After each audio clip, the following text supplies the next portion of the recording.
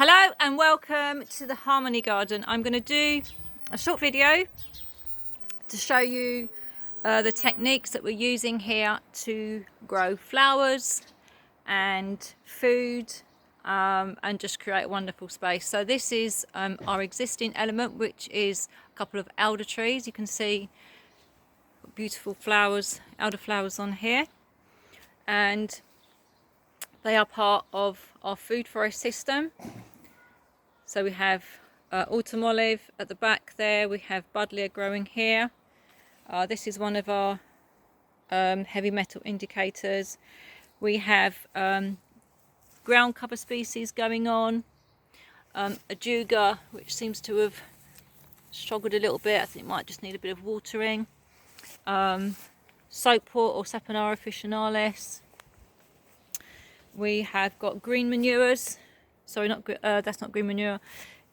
Green manures on the go. This is mustard greens. They help to put fertility back into the soil and for the plants. This is feverfew. We have lungwort, mugwort. This is Photolacca americana or pokeweed. So this area is are more kind of dyes and sort of making things more medicinally with here, because it's a bit more of a shady area. This is a more wildflower area at the back here, although we do have a loganberry which is going to grow up the fence. We have a rose growing up the fence which is already here. We have goldenrod just there. This is our little pathway. Here again we have more green manures, rhubarb, and just around here we have jostaberry, oxide daisy I think this is, and on the edge we are planting flowers to define the edge, so all of this stone will be taken away. So this is a gazania. We've got strawberries for ground cover that we're using for ground cover. More feverfew, poached eggplant, and you can see the green manures on the bottom of this jostaberry. More goldenrod, which is also to help us take lead and zinc, but especially lead from the soil. Sunflowers, lots of sunflowers growing. Alpine strawberry for ground cover. I've just put some tree cabbages in, or storing tree cabbage in. These are going to be protected from pigeons with a shopping basket. More sunflowers just growing. This is a plum tree with lots of green manure on the bottom, which we are chopping and dropping. And there's also so the green manure is alfalfa, clover, and phacelia, and mustard greens. More sunflowers.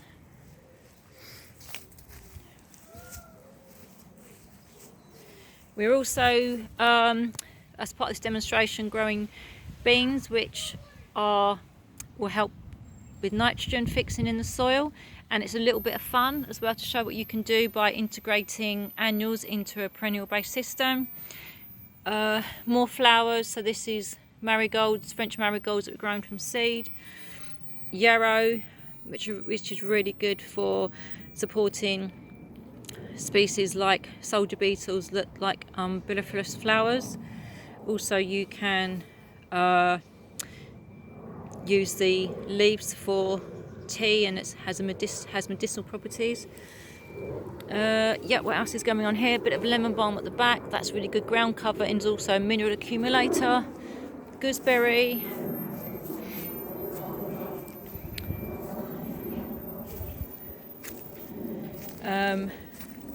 Blueberries, which are doing really nicely, but we put these in pots because they like ericaceous compost. So more beans, broad beans. And this is our wildish flower area. I've got some hollyhocks at the back, cornflowers and love in a mist, and a rose that we got from Free Cycle, lupins, which are nitrogen fixing too. This is a trailing rosemary, artichoke, more green manures growing here, blueberries, just hopefully we'll get some berries from them, more sunflowers, green manure, broad beans, raspberry,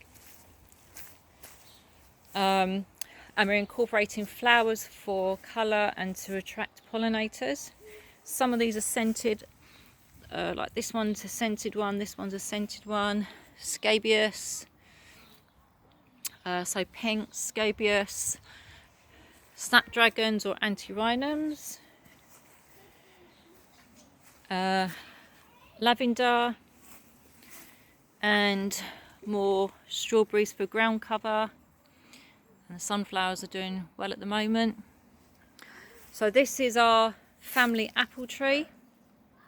So this means we are just growing 3 varieties of apple on one stem, but what we're going to do in the first year, where are we are going to take the fruit off so that all the energy goes back into the tree. So I'm just going to do that now,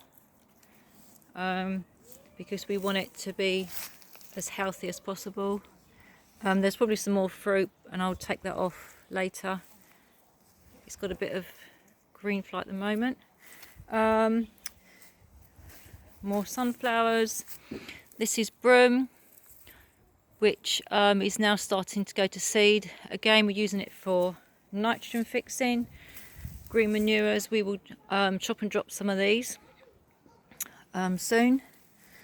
Hollyhock, goldenrod. So although we want to grow plants to the sunflowers mainly to take the lead from the soil, or the lead, the zinc, and drop the heavy metals, as I say, especially the lead, we also want to put the fertility back into the ground as well. So this is why we're growing the green manures. But because we are a demonstration site, we still wanted to be able to demonstrate how we are applying permaculture to the garden.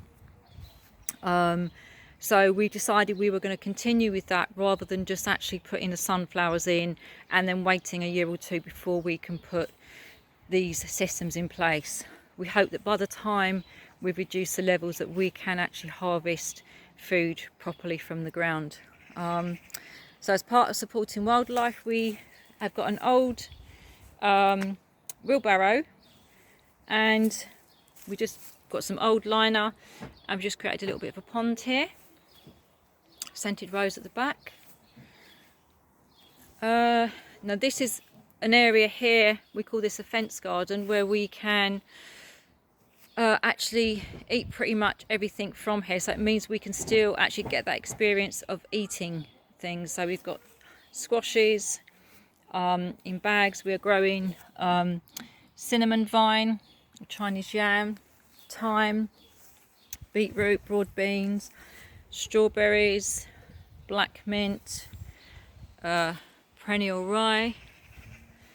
Yeah, lots of things going on here. Lemon balm, snapdragon, goji berry or wolfberry, garlic, chard, potatoes, wood sorrel, more thyme, more broad beans, yarrow, nasturtium, magenta spreen, rosemary at the back here. There's a tomato at the back here, mange tout, and there is a little playful thing we have in the garden where every time somebody mentions mange tout, we say mange tout, Rodney. So it's really nice to be able to have that culture of play and fun in the garden too. Chives, clary sage going at the back here, another cinnamon vine, more potatoes, Welsh onion, more squash and tomatoes. I've got a few more little plants that we need to put in, and we've continued the food forest system over this side of the garden too. And here you can see a lot of the green manure. So this is Phacelia, which is really good for pollinators. We will be chopping and dropping a lot of this because the most important thing that it's for is actually to build fertility in the soil. But it looks really pretty, it's really beautiful, good for cut flowers, and it's really pleasing to actually look at the colours in the garden with the flowers, because it's just really has a wonderful healing effect. So we've got more sunflowers on the go here. Borage, which is coming up nicely. This is a Saskatoon. I can never remember the names properly. So this is a Amelanchier alnifolia. You can eat the berries and it's good for vitamin C. It's struggling a little bit in the dry weather, but you can see the berries turning now. More sunflowers growing in here somewhere. Here we go, it's another sunflower. Clovers. Needs a little bit of weeding still. This is swamp milkweed. We're growing this as another way of demonstrating different plants that you can grow that are unusual. So this has lots of uses. I can't remember exactly what they all are, but I think you can also use it a bit like asparagus. I will I'll try to remember more what that's for, but that's another unusual plant that we wanted to introduce to show people what you can do, what you can grow. More sunflowers and green manure. What else have we got in here? We've got echinacea at the back, which is for medicinal purposes. There is some, I'll go around and there's some dill over there. These sunflowers have grown up naturally from last year, so they're self-seeded sunflowers, which is brilliant. We've got poppies in here, chard. This is dill, I think. Yeah, this is dill.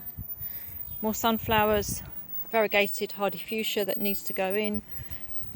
Fig tree that someone gave us, one of the neighbours. And this side just needs a little bit more stuff putting in it. The foxes have been in and done their thing. So we're working with foxes, pigeons, mice, slugs and snails. Turkish rhubarb, which is struggling a little bit. We have got another ajuga just there, which is good ground cover. There's a cosmos just over there. More sunflowers that have grown from seed from last year. So here's the echinacea, dill.